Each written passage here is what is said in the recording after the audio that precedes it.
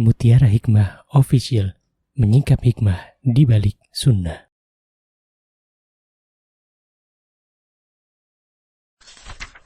Salurkan donasi terbaik Anda untuk mendukung dakwah Mutiara Hikmah Official.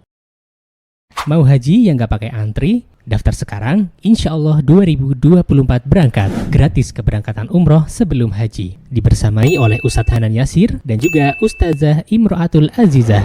Buruan daftar sekarang juga, sebelum harga naik.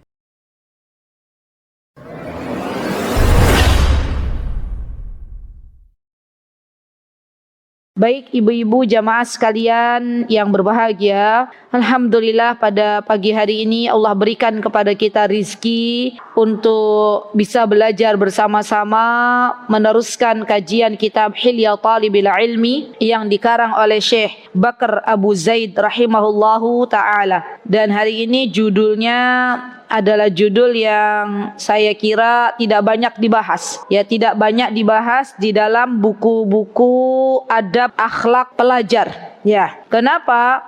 Karena saya sudah pernah mengajar tentang adab penuntut ilmu, ya, di kitabnya Syekh Utsaimin rahimahullahu taala. Namun di sana belum dibahas tentang pentingnya yang namanya belajar itu harus bersambung kepada guru, ya. Dan alhamdulillah hari ini kita akan belajar tentang sebuah tema bagaimana pentingnya seorang pelajar ketika menuntut ilmu yang mana prosesnya harus bersambung, ya, atau biasa dikenal harus bersanad. Dan ketahuilah bahwa sesungguhnya yang namanya sanad itu bukan hanya untuk ilmu Al-Quran, ya, karena yang saya tahu kalau di Indonesia ini berurusan dengan sanad itu biasanya lebih dikategorikan untuk ilmu-ilmu Al-Quran. Nggih mboten ibu-ibu?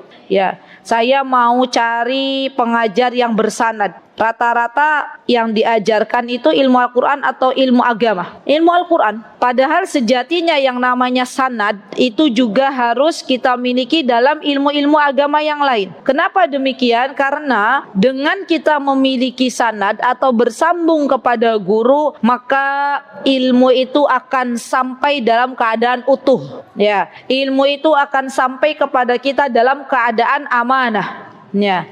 Zaman sekarang adalah zaman di mana banyak orang-orang bisa berkata, banyak orang-orang bisa menulis, namun mereka ketika ditelusuri sumbernya tidak jelas. Ya, ketika ditelusuri gurunya siapa, mereka tidak menemukan siapa gurunya. Mereka hanya menukilkan dari berbagai macam media sosial yang mereka dapatkan. Ya, padahal sejatinya yang namanya ilmu agama itu jalan untuk menempuhnya adalah dengan bersambung kepada guru dan guru sampai kepada Rasulullah sallallahu alaihi wasallam. Abdullah ibnu Mas'ud radhiyallahu anhu, ya, beliau menukilkan dari Rasulullah sallallahu alaihi wasallam, kata beliau, ya, beliau bersabda, apa kata Rasulullah SAW, sebaik-baik manusia adalah yang hidup di zamanku, yaitu para sahabat ridwanullahi alaihim. Kenapa ibu-ibu sahabat itu orang yang terbaik di mata Rasulullah SAW? Ada yang tahu kenapa sahabat ridwanullahi alaihim adalah orang yang terbaik? Kata Rasulullah SAW, sebaik-baik manusia adalah yang hidup di zamanku, yaitu para sahabat ridwanullahi alaihim.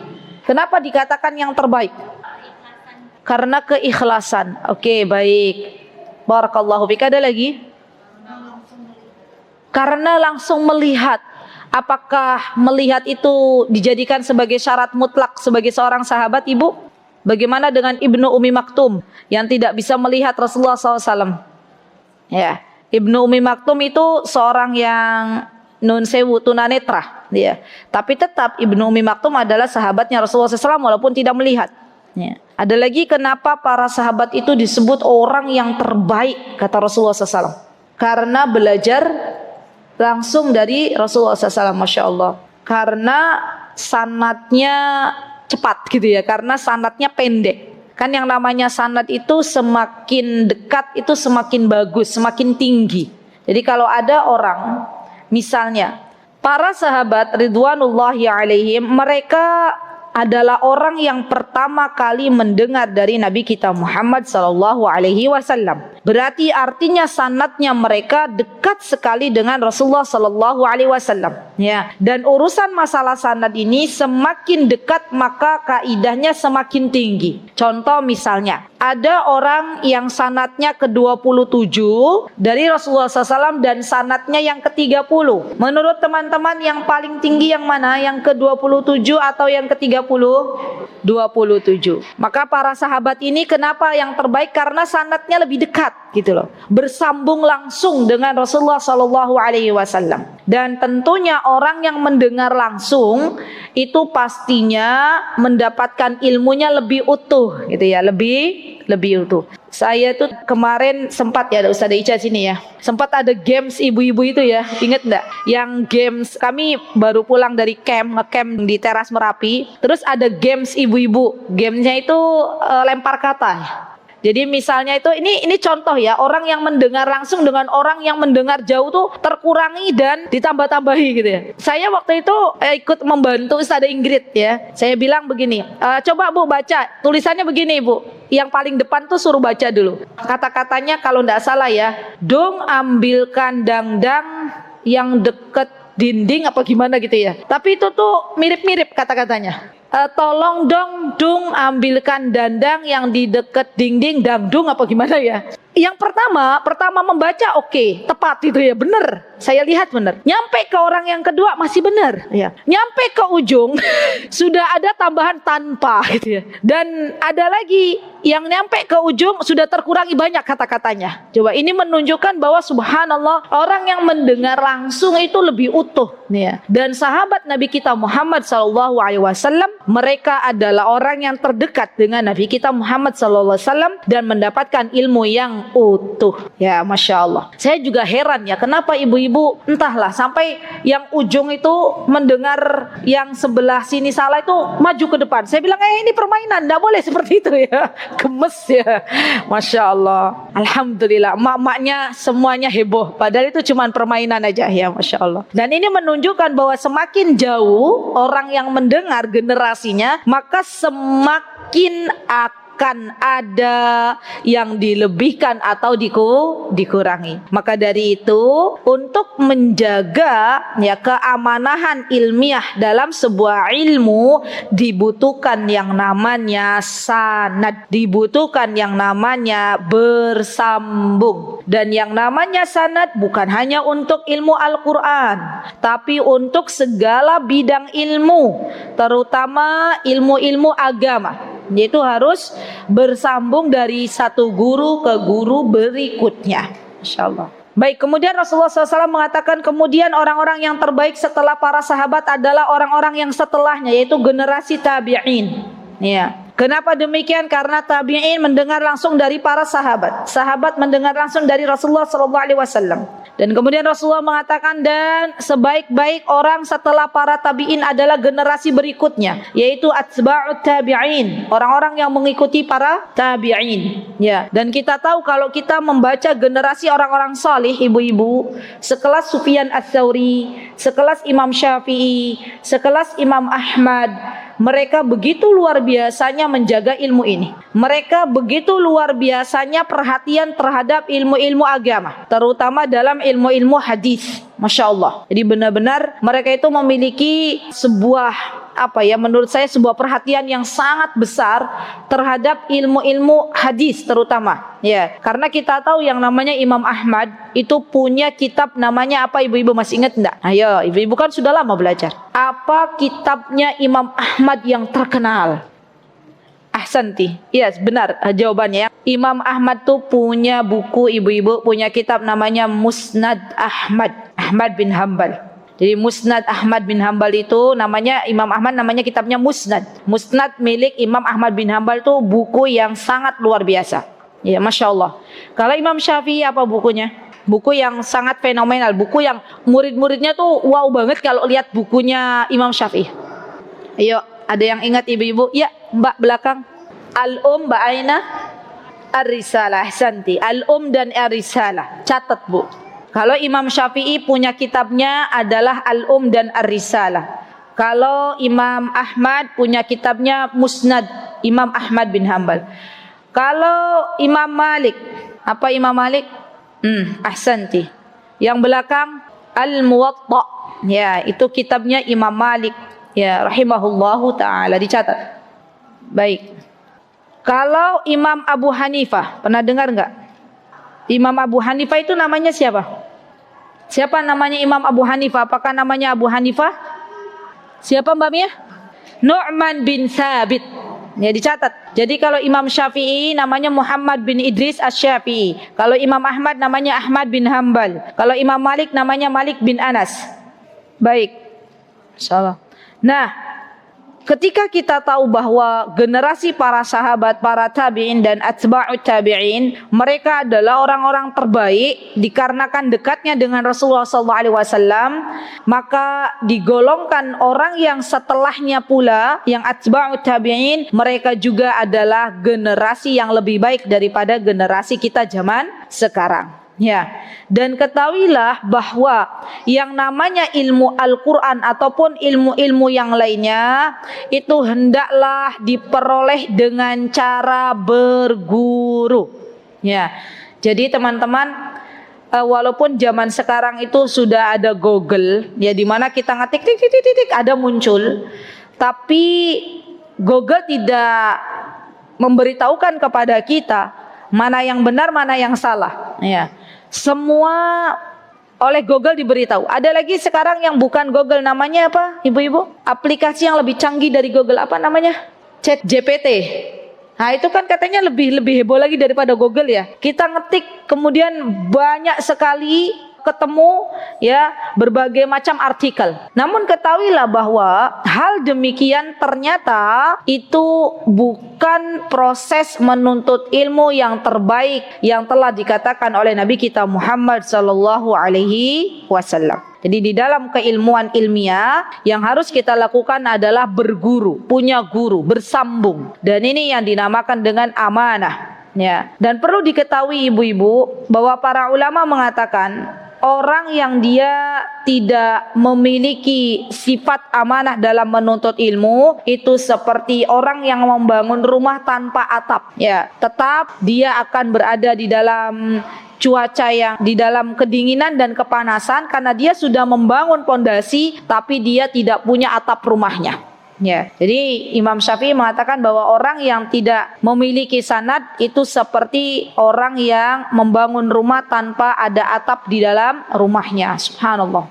Dan Ibnu Abbas radhiyallahu anhu, beliau pernah mengatakan bahwa di dalam agama kita itu tidak ada satupun pemahaman yang berdasarkan akal. Di dalam agama kita yang ada adalah apa-apa yang dinukilkan dari Al-Quran dan Sunnah. Dan ini sebagai bahan untuk menolak orang-orang yang memiliki pikiran mendahulukan akal daripada nas. Zaman sekarang hati-hati bu, banyak golongan-golongan semacam kaum liberal yang mereka lebih mendahulukan akalnya daripada Al-Quran dan Sunnah. Ya, apa yang mereka lihat itu sesuai dengan akalnya mereka ambil, apa yang mereka tidak lihat atau tidak disenangi oleh mereka maka mereka buang. Kenapa demikian? Karena biasanya orang-orang liberal mereka berguru di tempat orang-orang yang tidak beriman kepada Allah Subhanahu wa taala. Jadi di Amerika sana, di Amerika itu banyak loh mereka memberikan beasiswa kepada para cendekiawan ya, dan biasanya yang direkrut adalah tokoh-tokoh Islam di sebuah negeri. Ya, hati-hati. Jadi memang sengaja mereka membuat-buat ya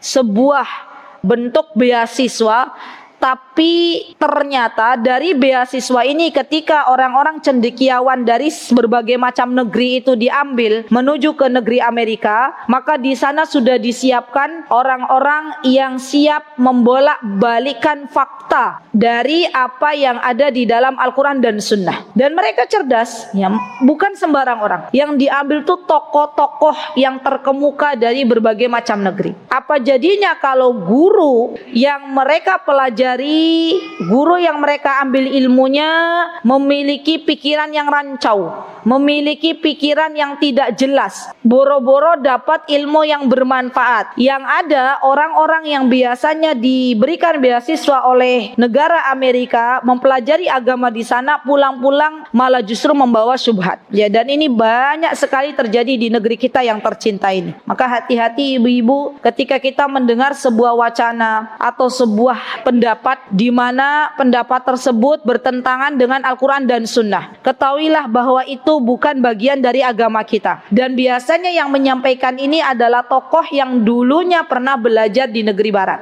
Ya. Dan hati-hati juga kepada kita para ibu, jangan sampai kita terkecoh, ya, senang bangga ketika anak-anak kita mendapatkan beasiswa ke sana, tapi tujuan utamanya bukan mempelajari ilmu umum tapi mempelajari ilmu agama. Maka jangan sampai kita tergiur karena beasiswanya. Kenapa? Karena itu merupakan subhanallah tujuan orang-orang di sana yang menyampaikan syubhat-syubhat mereka dengan memberikan beasiswa kepada anak-anak negeri yang sangat luar biasa. Ya. Saya kemarin pernah berjumpa dengan seorang ibu di mana ibu ini akhirnya menyesal, ya, membiarkan putranya untuk belajar ke negeri Paman Sam, dan di sana ternyata yang dipelajari berkenaan dengan ilmu agama, namun yang mengajar dari berbagai macam, belajarnya perbandingan ilmu agama, ya. Dan kata ibu ini bercerita kepada saya bahwa akhirnya putra saya itu malah bingung. Katanya pulang dari sana tuh bilang bahwa agama itu semuanya sama. Padahal dulu waktu di Indonesia putranya itu berkata bahwa agama yang paling bagus adalah Islam, agama yang paling benar adalah Islam. Siapa yang mengatakan ini? Allah Subhanahu wa ta'ala. Allah Subhanahu wa ta'ala berfirman, "Al-yauma akmaltu lakum dinakum wa raditu lakumul Islam madina." Ya, kata Allah Subhanahu wa ta'ala, hari ini aku sempurnakan agamamu dan aku ridhoi agama Islam sebagai agamamu. Ya, putranya ketika pergi ke negeri Sam, ke negeri Paman Sam, ya, ke Amerika Serikat, di sana diajarkan bahwa yang namanya agama itu sama. Ya, akhirnya pulang dari sana malah semakin menjadi hamba Allah yang ragu apakah benar agama itu hanya Islam yang benar. Ya, subhanallah. Dan kita meminta kepada Allah Subhanahu wa taala agar Allah berikan kepada anak-anak kita guru-guru yang terbaik, ibu-ibu. Dan jangan pernah kita bangga ketika anak kita termasuk orang-orang yang diberikan beasiswa untuk ke sana namun mempelajari agama dari jalur yang tidak benar, dari orang-orang yang justru berniat untuk merusak agama Islam yang mulia ini. Insyaallah. Baik, kemudian ada perkataannya Ibnu Jamaah. Ya, ini juga Ibnu Jamaah, saya kemarin buka di kajian Wingko, itu ada kitab Tadhkiratus Sami', ya.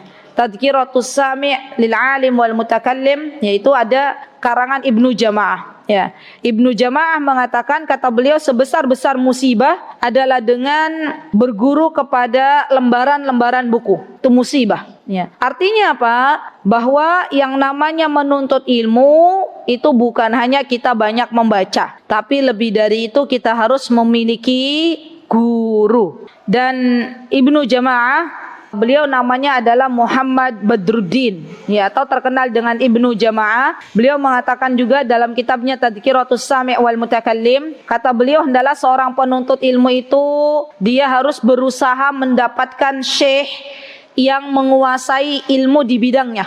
Jadi kalau kita mau belajar misalnya kitab atau bab muamalah, maka biasanya Allah sudah siapkan orang-orang yang memang faq di dalam bidang muamalah. Kalau kita mau belajar tentang ilmu bahasa Arab, maka biasanya Allah sudah menyiapkan orang-orang yang faq di dalam bidang bahasa Arab. Sama ibu-ibu, persis. Ilmu agama juga seperti ilmu umum. Kalau ilmu umum itu ada semacam apa ibu? Kalau dokter itu kan nanti ada semacam spesialis, ya. Spesialis di bidang ini, spesialis di bidang ini, itu ada kan? Ilmu agama juga ada. Ya. Dulu waktu kami mengambil pendidikan di Al-Madinah International University, itu di situ pun ada jurusan-jurusannya. Ya, ada jurusan Al-Quran, ada jurusan Usuluddin, ada jurusan bahasa, ada jurusan hadis. Dan kita tidak boleh mengambil dalam satu kuliah itu semuanya kita ambil, tidak boleh. Harus salah satu kita ambil. Ya, maka dari itu saya katakan bahwa yang namanya menuntut ilmu itu harus bertahap. Kita kira-kira mau di bidang apa? Ya, dalami bidang itu dan nanti jadikan ilmu kita itu ilmu yang benar-benar kita dalami dan kita bagikan kepada orang lain. Ya. Jadi ibu harus punya ahli di bidang ilmu tertentu, baik dalam ilmu umum maupun ilmu agama. Imam Ibnul Qayyim rahimahullahu ta'ala, beliau ahli dalam berbagai macam ilmu. Namun beliau lebih terkenal dalam bidang tazkiyatun nufus. Ya, Imam Ibnul Qayyim, ibu-ibu pernah tahu Imam Ibnul Qayyim? Beliau itu lebih ke bidang bagaimana mensucikan jiwa, bagaimana berakhlak, itu beliau ahli di bidang itu. Namun bukan berarti Imam Ibnul Qayyim tidak pandai dalam bahasa, beliau juga bagus dalam bahasa.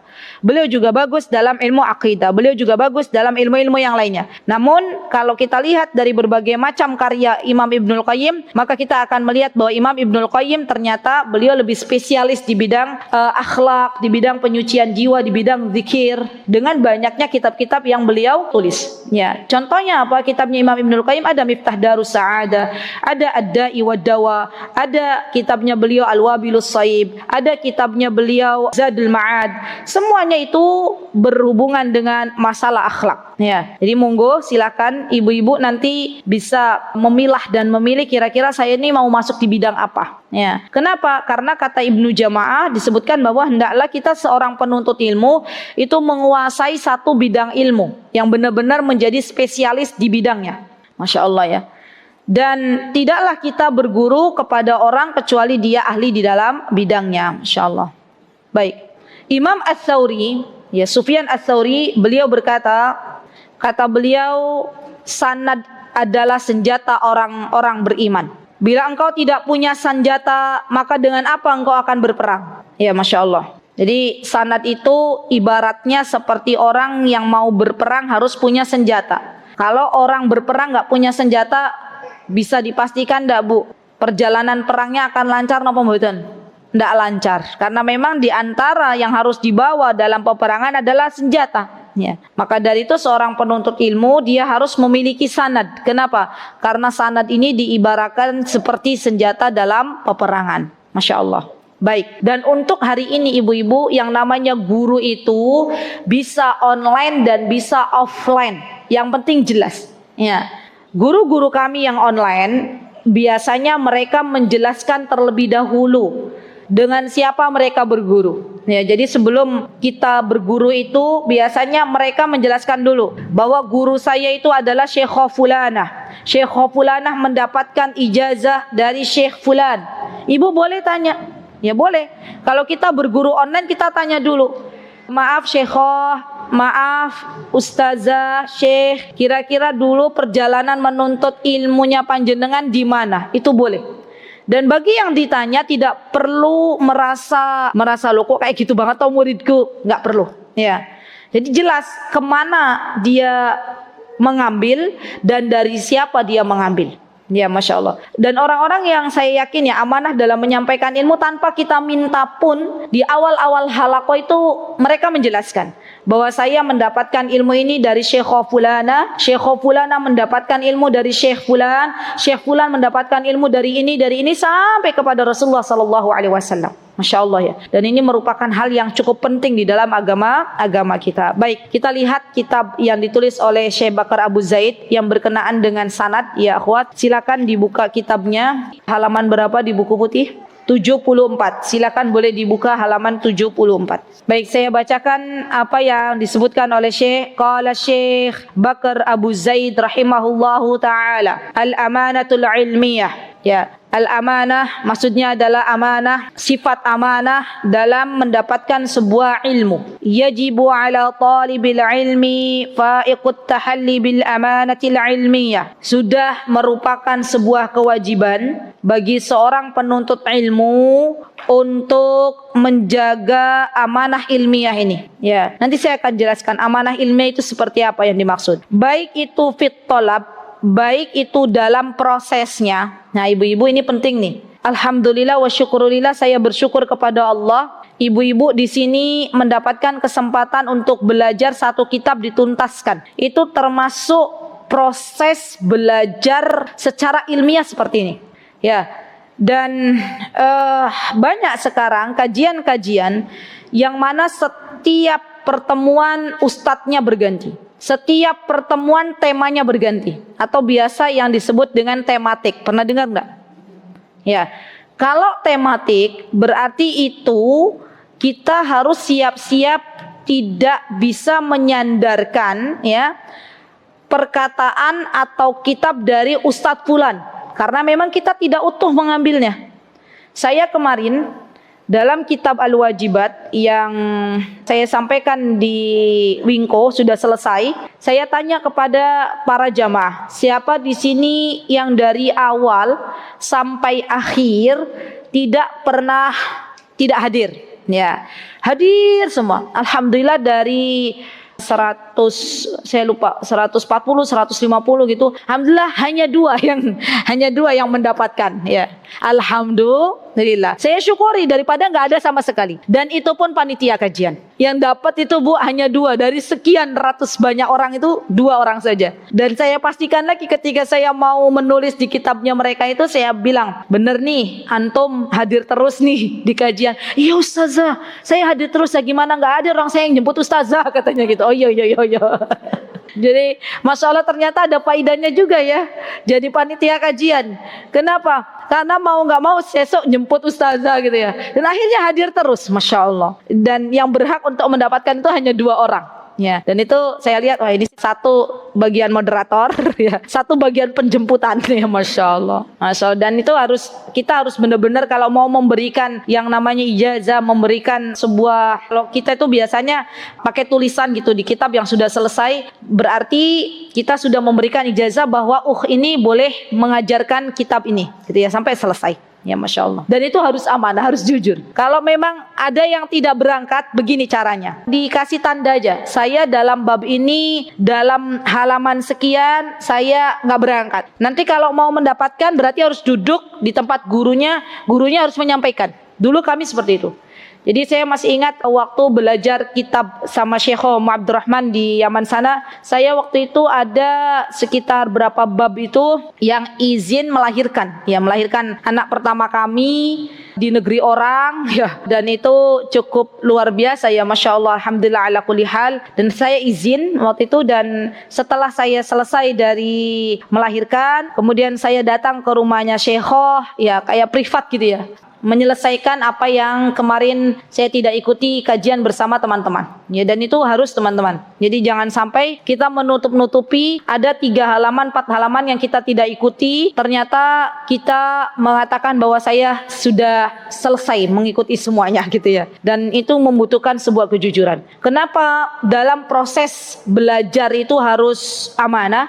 Karena ini yang akan menjadikan ilmu itu barakah atau tidaknya. Ya, barakah atau tidaknya sebuah ilmu itu pun harus berdasarkan dengan proses ketika mengambilnya. Dan ketika itu saya juga tanya kepada para yang kemarin dapat 2 itu, saya tanya, antum dengernya dari awal sampai akhir atau pertengahan? Yo dari awal ustazah, kan saya moderator di depan, katanya. Oh iya dari awal sampai akhir penutupan. Ya, jadi ada hikmahnya tuh moderator ibu-ibu. Ya, karena moderator tuh kan buka sama nutup. Ya, dan biasanya kalau moderator akhirnya apa? Akhirnya mau berangkatnya lebih pagi. Ya, Masya Allah. Dan itu harus utuh, ya utuh dari awal sampai akhir. Nggak bisa misalnya saya berangkat kajian, tapi saya pas datangnya terlambat baru dapat setengah. Yaitu setengahnya harus dikasih tanda bahwa setengah ini saya belum mendapatkannya. Ya, Masya Allah. Dan ini merupakan amanah dalam proses belajar. Baik, wat tahammuli wal amal. Termasuk di dalamnya juga ketika membawanya. Maksudnya membawanya, tahammul itu ada yang mengartikan murajaah. Dalam proses setelah kita mendapatkan itu, kita akan menyimpannya di mana? Ya, apakah benar kita mencatat dengan baik, atau kita pas mendengarkan tuh prosesnya ngantuk sebentar gitu ya? Ada nggak ibu-ibu lagi kajian ngantuk terlewat gitu? Banyak. Wah, ini kurang amanah namanya ya. Masya Allah. Ya kan? Pas tidur ya, ada kan orang yang Masya Allah apa tuh namanya, duduk aja sampai ngimpi gitu loh. Pernah nggak ibu-ibu? Ya, saking makles, nama apa? Tidur apa namanya? Tidur makles. Misalnya capek banget, ibu-ibu baru pulang safar langsung ikut kajian, saking semangatnya di Masjid Mutiin ini, akhirnya secara tidak sengaja, nggak sengaja itu, ya tidur ngimpi gitu ya, Masya Allah. Pas bangun-bangun jamaahnya udah bubar semua. Gitu. Ya Masya Allah. Jadi hati-hati kalau dalam proses belajar itu pastikan tidak ngantuk. Ya, kenapa? Kalau ngantuk maka dapatnya separuh-separuh. Ya. Tadi bilangnya ustadzanya tidak diperbolehkan, karena ngantuk dengarnya cuma diperbolehkan ya. Kata tidaknya hilang gitu. Subhanallah. Baik, kemudian wal amal, dan dalam melaksanakannya. Al amal itu dalam melaksanakan, dalam mengamalkan ilmu tersebut juga harus amanah. Ya, tidak boleh kita sembunyikan. Baik ketika al-balag wal balag, al-balag menyampaikan ataupun ketika mengamalkan. Jadi ibu-ibu penting nih bagi kita, ketika kita mendapatkan ilmu A misalnya, maka kita harus sampaikan A kepada para hadirin atau jamaah. Tidak diperbolehkan kita mendapatkan ilmu A yang kita sampaikan B. Ya. Dan ilmu yang jujur itu adalah ilmu yang sangat erat hubungannya, kaitannya dengan apa-apa yang di dalam Al-Quran dan Sunnah. Ya, jadi itu harus amanah. Baik, fa inna falahul ummah fi salahi a'maliha, karena baiknya sebuah umat, ya, keberhasilan sebuah umat, falah itu adalah keberhasilan sebuah umat itu ada kaitannya erat dengan baiknya orang-orang yang beramal di dalamnya. A'maliha wa salahu a'maliha fi sihhati ulumiha, penting ini. Dan baiknya amal seseorang itu erat kaitannya dengan baiknya ilmu yang ia dapatkan. Saya akan jelaskan begini. Ibu-ibu, di antara syarat diterimanya sebuah amal itu kan ada dua. Nggih mboten? Apa di antaranya? Ikhlas dan ittiba. Ya, ittiba itu, ikhlas itu hanya mencari ridhonya Allah. Ittiba itu mengikuti apa-apa yang disampaikan langsung oleh Nabi kita Muhammad sallallahu alaihi wasallam. Maka baik buruknya sebuah amal tergantung ilmunya. Kalau dia bermajlis, memiliki ilmu, maka atas izin Allah ia tahu bahwa amalan ini tidak pernah dicontohkan oleh Nabi kita Muhammad SAW. Amalan ini dicontohkan oleh Nabi kita Muhammad Sallallahu Alaihi Wasallam. Dan yang kita ikuti yang mana, ibu-ibu? Yang dicontohkan oleh Nabi kita Muhammad Sallallahu Alaihi Wasallam. Maka dari itu baik tidaknya sebuah amal tergantung ilmu yang dimilikinya. Kalau dia tidak memiliki ilmu, maka bisa dipastikan amalannya ya tidak tepat sesuai dengan apa yang dicontohkan oleh Nabi kita Muhammad sallallahu alaihi wasallam. Tapi kalau punya ilmu, maka amalannya ia bisa sama dengan apa yang dicontohkan oleh Nabi kita Muhammad sallallahu alaihi wasallam, dan ia akan mendapatkan pahala di sisi Allah Subhanahu wa taala. Masya Allah ya.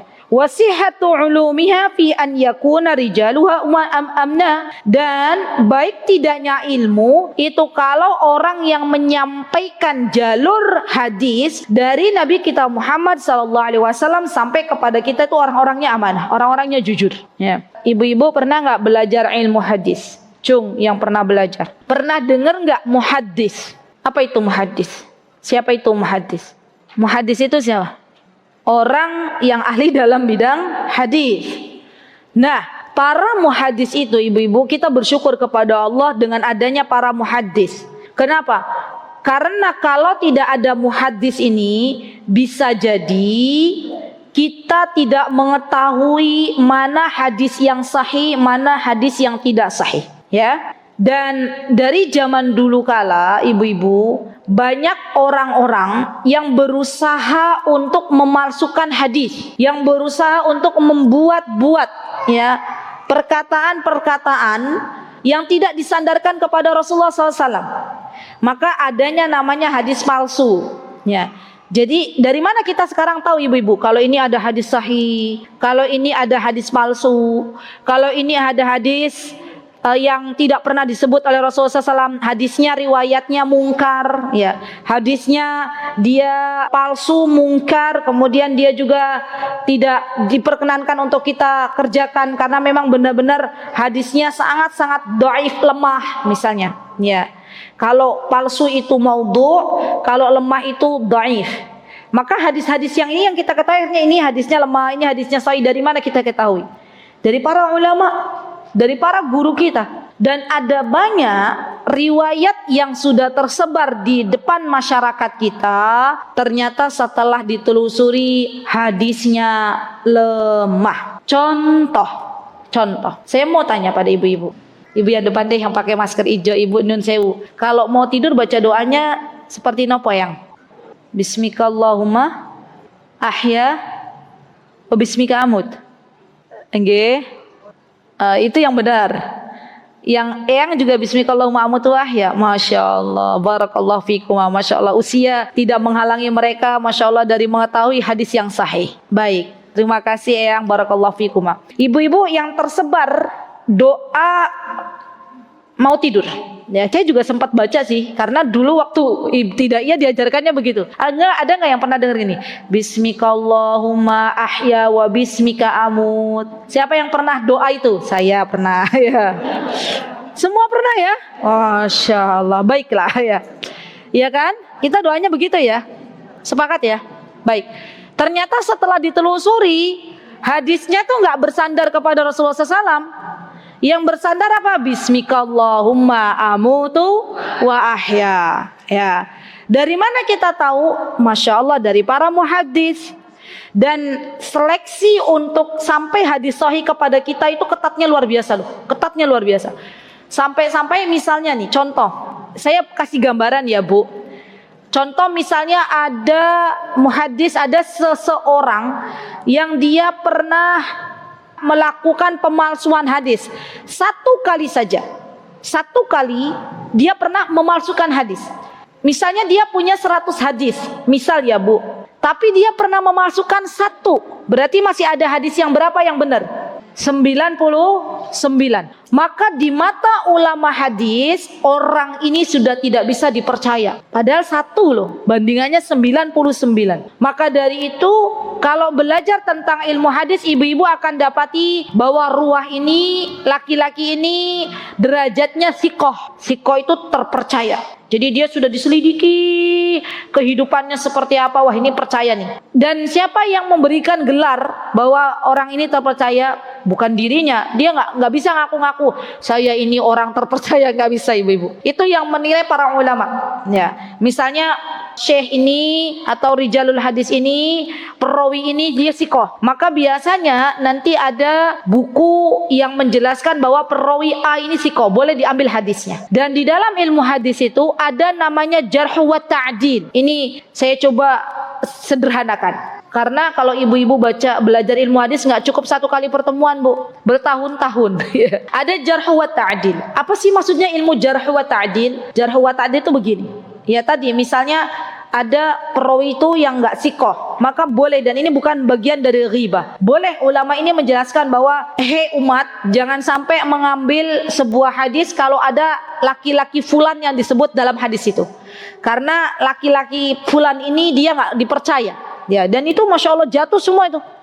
Dia punya 100, satu yang dipalsukan, 99 hadisnya sudah nggak bisa dipercaya. Keren dak Bu kita itu Bu? Maksudnya keren dak gitu loh. Maksudnya keren dak dalam jalurnya itu loh. Masya Allah ya. Luar biasa. Dan kita sekarang hidup di zaman Masya Allah sudah luar biasa enaknya. Disebutkan di dalam kitab Imam Bukhari gitu kan ya. Disebutkan di dalam kitab Imam Muslim. Atau biasanya kita kalau ada hadis di situ di bawahnya ada muttafaqun alaih. Itu kan sudah jelas berarti hadisnya sahih misalnya. Masya Allah. Dan ini sudah mudah banget ya. Tinggal kita itu mau nggak belajar gitu aja. Kita tuh bukan di zaman kita harus tahu hadis ini bagaimana rijalul hadisnya, enggak lagi Mbak Fat. Kita hanya mengetahui oh ini hadisnya sahih, oke kita amalkan. Oh ini hadisnya dhaif, sudah tidak kita amalkan. Begitu ya Bu. Alhamdulillah. Baik, kemudian di sini disebutkan bahwa fima yarawna an yasifuna famin tahaddasa fil ilmi bighairi amanah faqad massal ilmu biqurha. Maka barang siapa yang menyampaikan ilmu itu tanpa amanah, itu seperti dia telah mengotori ilmu dengan nanah.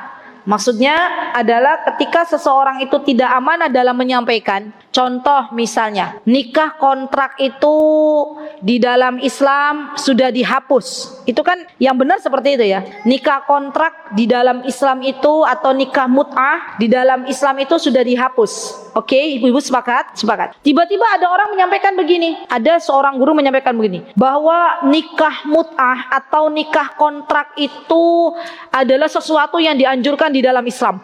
Misal, berarti amanah napa mboten? Mboten. Kenapa? Karena menutup-nutupi bahwa sebenarnya yang namanya nikah kontrak itu sudah dihapus. Dia menutupi itu, tapi tidak disampaikan. Maka ini tidak amanah. Jadi yang betul adalah bahwa nikah kontrak atau nikah mut'ah itu sudah dihapus. Dulu ada, dulu pernah ada, tapi hukum itu sudah dihapus oleh Rasulullah SAW. Dan kalau misalnya Rasulullah menyampaikan bahwa hukum itu sudah dihapus, maka kita dalam menyampaikan juga harus seperti itu.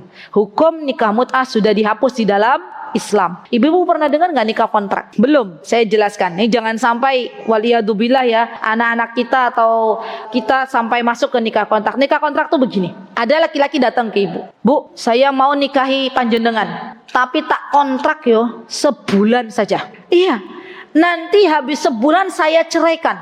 Itu boleh napa mboten? Dalam Islam. Boleh napa mboten, Bu? Jangan bingung, Bu. Boleh nggak ya? Boleh nggak ya? Hah? Dulu pernah boleh, dulu. Setelah itu dihapus. Akhirnya tidak diperbolehkan. Lah ya kan melasi perempuannya kayak dagangan ya. Dikontrak habis selesai sudah. Ya, jadi nikah kontrak sudah diperbolehkan. Namun sekarang masih ada orang-orang Syiah yang menggaung-gaungkan adanya nikah mut'ah atau nikah kontrak. Jadi kalau ibu ya berada dalam satu majelis, di situ gurunya mengatakan bahwa nikah mut'ah atau nikah kontrak itu diperbolehkan, maka perlu waspada. Ya, kenapa? Karena guru ini tidak amanah. Ya, Rasulullah SAW menyampaikan sudah dihapus, tapi dia menyembunyikan hal ini. Ya, baik, masya Allah. Baik. Kemudian di sini disebutkan oleh Syekh, kita lanjut ke matan kitab. Disebutkan oleh penyair, mereka menyebutkan maqala rabbuka wailun lil ula sakaru bal qala rabbuka wailun lil musallin. Ada orang yang menutup-nutupi sebuah ayat di dalam surah Al-Ma'un. Di situ disebutkan alladzina hum an salatihim sahun. Terus apa lagi, Bu? Alladzina hum yura'un. Coba baca surah Al-Ma'un. Nanti saya akan jelaskan. Baca dari awal. A'udzubillah. A'udzu billahi minasy syaithanir rajim. Bismillahirrahmanirrahim. Ara'aital ladzi yukadzibu biddin. Fadzalika alladzi yad'ul yatim wa la yahuddu ala ta'amil miskin. Ya.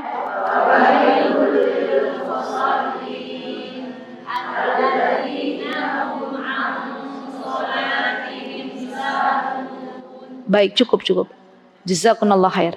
Di sini kan disebut fawailul lil musallin. Celakalah bagi orang-orang yang sholat, gitu kan? Tapi kan ada lanjutannya. Orang yang sholat yang seperti apa? Alladzina hum an sholatihim sahun. Orang-orang yang dia sholat tapi dia lalai, gitu kan ya. Nah, artinya ada sebagian orang yang memotong firman Allah Subhanahu wa taala. Apa mereka menjadikan potongan ayat tersebut? Fawailul lil musallin. Ya, celakalah orang-orang yang sholat. Berarti kalau orang yang pertama mendengar celakalah orang-orang yang sholat, dia akan menganggap bahwa orang yang sholat itu celaka. Padahal ada lanjutan ayatnya. Dan ini harusnya disampaikan. Siapa orang-orang yang celaka sholat? Orang-orang yang dia menjadikan sholatnya tidak sempurna. Misalnya orang-orang yang lalai dalam sholat. Dan potongan ini tidak diperkenankan untuk sepotong-sepotong disampaikan. Maka dari itu ada sebagian syekhoh yang saya pernah mendengar, mereka mengatakan bahwa kalau baca surah Al-Ma'un, termasuk yang pernah saya dengar dari salah satu syekhoh, yaitu Syekh Ahlam, beliau mengatakan kalau wakaf itu nggak boleh di fawailul lil musallin. Itu kata beliau nggak boleh wakaf. Ya, kata beliau lanjutin fawailul lil musallin alladzina hum an salatihim sahun. Kata beliau karena kalau wakaf tak itu nanti artinya celakalah bagi orang-orang yang salat. Namun ada juga seperti Syekh Aiman ya yang membolehkan sambil kita memahami maknanya. Jadi memang para qurra berbeda pendapat dalam hal ini. Yang jelas ketika kita menyampaikan jangan kita sepotong-sepotong. Kita harus sampaikan siapa sesungguhnya orang-orang yang dia celaka di dalam salatnya, kita sampaikan orang-orang yang celaka dalam salat itu seperti apa. Berarti adanya pengecualian. pengecualian. Tidak semua orang yang salat itu celaka. Baik, kemudian kita lanjut, la takhlut tawafif al-mutamintil al-ulumi min ashkhasi la yatlubuna al-ilma liyatahallu bi asni fadilah aw liyanfa'un nas bima arafu min hikmah. Kata Syekh, tidak semua orang itu yang dia belajar ilmu agama punya niat untuk menyebarkan ilmu yang mulia ini. Ada orang yang belajar ilmu agama niatnya merusak agama. Masya Allah, ada loh. Siapa di antara mereka? Para misionaris. Ibu-ibu pernah dengar nggak ada misionaris yang hafal Al-Quran? Ada loh. Pernah dengar nggak orang misionaris dia paham apa yang ada dalam Al-Quran? Ada. Ya. Jadi mereka sengaja mempelajari Al-Quran tuh dengan niat bukan untuk menyebarkan ilmunya, tapi untuk mendebat orang-orang Islam yang akidahnya belum begitu kuat. Akhirnya ketika diajak debat itu orang Islam ini jadi ragu dengan akidahnya. Itu ada, ya. Dan mereka itu benar-benar ibu-ibu punya kelas eksklusif. Coba aja. Di sini bully nggak ada ya? Bully mana ada bully nggak? Coba tanya nanti kalau ketemu bully. Ya. Jadi memang ada program yang sengaja dibuat oleh orang-orang non-muslim itu, pendidikan khusus bagi para misionaris. Dan itu ibu-ibu dananya tuh luar biasa besar. Ya. Apa tugasnya mereka itu? Orang-orang misionaris ini tugasnya menghafal Al-Quran, tugasnya mentadaburi Al-Quran. Tapi tujuannya bukan untuk menyebarkan itu. Tujuannya bisa mendebat orang-orang yang dia beragama Islam, yang memiliki akidahnya baru separuh-separuh. Dan ternyata korbannya cukup banyak. Ya, korbannya cukup banyak yang tadinya Islam, yang tadinya Muslim jadi murtad. Ya, kenapa? Karena terpukau dengan apa yang disampaikan oleh misionaris ini. Ya, waliyadzubillah. Namun ada juga yang dia menghafalkan kitab-kitab lain, tujuan utamanya adalah untuk berdakwah. Siapa di antaranya? Yang mengajak orang menuju kebenaran. Siapa? Ibu-ibu pernah dengar Dr. Zakir Naik? Ya, beliau hafal apa yang ada di dalam Injil, hafal ya. Beliau hafal apa yang ada dalam kitab Pedah. Hafal kan? Al-Quran juga hafal.